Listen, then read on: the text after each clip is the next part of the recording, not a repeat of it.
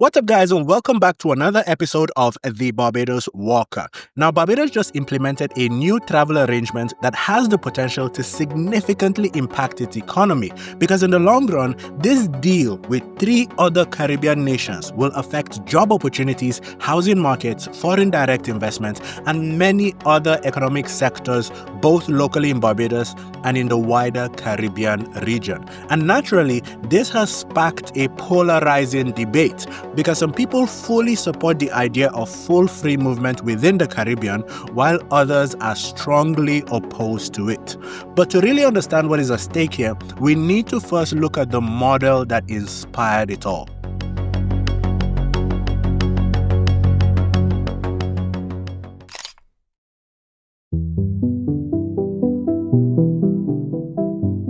In 1985, a small group of European nations met in the village of Schengen in Luxembourg to sign an agreement that would change European travel forever.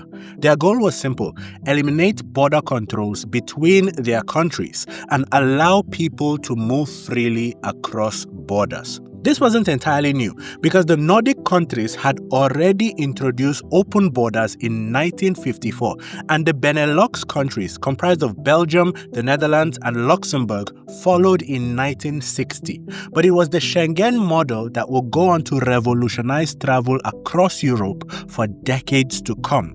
So these 5 countries pressed ahead, and by 1990, they signed the Schengen Convention, which proposed the abolition of international border controls and the creation of a common visa policy.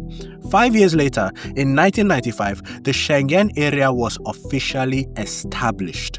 This new agreement established a passport-free zone that allowed millions of people to move freely between member countries. And in 1999, with the signing of the Amsterdam Treaty, the Schengen Agreement and Convention were formally integrated into European Union law. So what began as a small group of 5 nations has since expanded into a growing network of 25 countries with over 420 million people. The Schengen area has become one of the most successful examples of regional integration in modern history. As a result, Europeans today can live, work, study, and travel across most of the continent without ever showing a passport. This seamless mobility has boosted business efficiency, strengthened regional trade, and fueled tourism across borders. And despite a few challenges, most economists and analysts agree that the Schengen area has been a clear net positive for Europe's economy. So with that model in mind, what exactly is the Caribbean trying to achieve, and what risks and realities must its leaders carefully navigate in order to ensure success?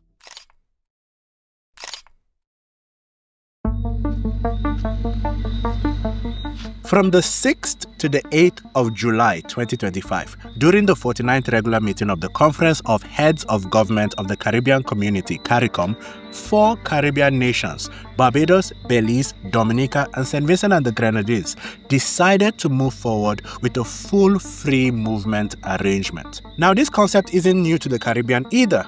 In fact, it's been part of the Caribbean's vision for more than 2 decades. Because back in 2001, the revised Treaty of Chaguaramas built the idea of free movement directly into the CARICOM Single Market and Economy framework. So when the Enhanced Cooperation Protocol amended this treaty in early 2025, it gave Caribbean nations the legal foundation they needed to make full free movement a reality. What happened in July then wasn't the birth of a new idea. It was simply a decision by these 4 nations to fully implement it, even as other CARICOM members were not yet ready to do so. So what exactly does this new arrangement mean for everyday citizens? The full free movement arrangement, implemented on the 1st of October 2025, allows citizens of Barbados, Belize, Dominica, and St. Vincent and the Grenadines to enter, leave, re-enter, reside, work, and remain indefinitely in any of the participating states without needing a visa, work permit, or residency permit. They are also entitled to emergency and primary health care in the receiving country, and their children can attend public primary and secondary schools across any of the 4 member states. Together, these 4 countries represent about 900,000 people, creating a meaningful step towards regional mobility. The goal is to promote regional integration, economic cooperation, and the development of a single economic space across the participating countries. And aside the enormous administrative challenges that come with implementing significant changes on this level, there are pertinent economic, security, and social factors that must be carefully considered in order to ensure the success of this new arrangement.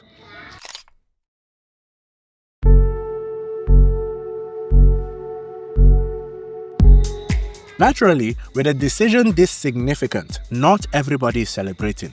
The full free movement arrangement has faced 3 main criticisms, and in the next few minutes we'll explore each one of them and examine how governments plan to respond. Number 1, economic strain and unequal burden. Looking at the GDPs of the 4 member states, Barbados has the largest economy and the greatest appeal to foreigners. As a result, many Bajans fear that their country could face increased migration inflows, putting pressure on jobs, housing, healthcare, and education systems. This could strain the national budget and create resentment among locals who may feel that resources are being diverted away from citizens. On the other hand, this could actually be a great opportunity for Barbados to further diversify its economy and benefit from labor mobility. The full free movement arrangement can help fill workforce gaps, attract skilled professionals, and even encourage entrepreneurship. Because beyond job seekers, Barbados could see an influx of entrepreneurially minded individuals looking to create and incorporate businesses and employ local labor. Over time, this added movement of people and ideas can stimulate new industries in Barbados, boost economic activity, and create more job opportunities for Barbados residents. And historically, migration patterns tend to balance out through economic flows and remittances. Additionally, in the rare case where someone becomes a public burden, the full free movement arrangement allows Barbados the right to limit or remove individuals when necessary. The second is security and social control concerns. A common concern is that unrestricted movement could make it harder to monitor criminals or persons of concern, potentially increasing transnational crime and trafficking. Over time, that could make Barbados feel less safe for its residents. However, the full free movement arrangement specifically preserves each government's full security powers. Barbados therefore retains the right to deny entry or remove anyone who poses a threat to security, health, or public order. In addition, greater regional cooperation will improve information sharing among immigration and police agencies, making the region's security more effective, not weaker. So the image of criminals roaming freely across borders is highly unlikely. In fact, with shared intelligence systems, it could become harder for criminals to hide in neighboring countries. Governments are also more likely to tighten their domestic crime policies in order to preserve their national credibility. Now, before I address the third concern, if you're learning a lot from this video and you would like to see me make more educative and informative content like this about Barbados and the wider Caribbean community, then hit the like and subscribe buttons below. Doing so helps the channel reach a wider audience and keeps everyone positively informed. So share this video with your friends and family members and help them stay up to date with the latest information available. Ready? Now let's get back to the video.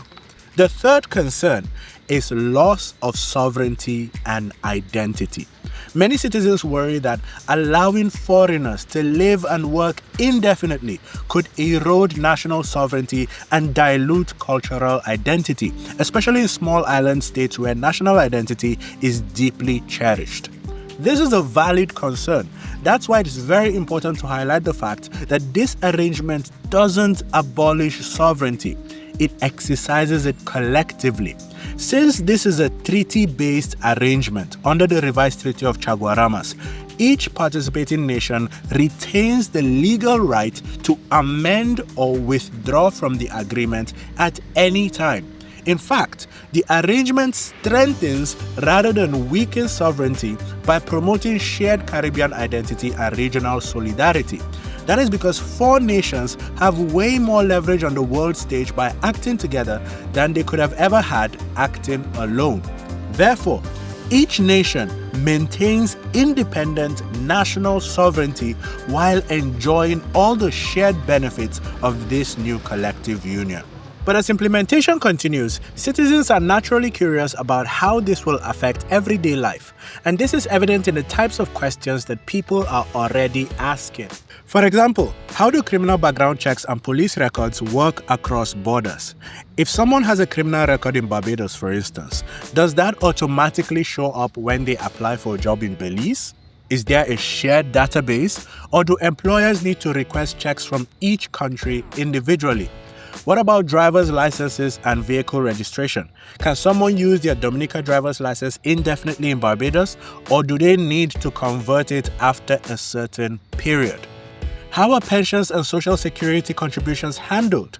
If someone works in Belize for 10 years, for example, then moves to Barbados for 15 years, how are their pension contributions tracked across borders? Can they claim benefits from both countries? How do professional licenses and certifications transfer? If you're a licensed nurse in St. Vincent and the Grenadines, is that automatically recognized in Barbados, or do you need to go through recertification? What about lawyers, teachers, and electricians? How are taxes handled for people living and working across borders? If a Dominican lives in Barbados but still works remotely for a company in Dominica, which country do they pay income tax to? Are there double taxation agreements in place? These are the kinds of practical questions people have started asking, and as time goes on and more citizens begin to travel, we'll gradually see how these issues are resolved in practice. So what do you think? Is the full free movement arrangement a bold step towards Caribbean unity and prosperity, or should each country focus on fixing its own domestic problems first before looking to integrate with the wider Caribbean community? Let me know your thoughts in the comment section below, because I'd love to hear from citizens of all 4 nations about what this means to you.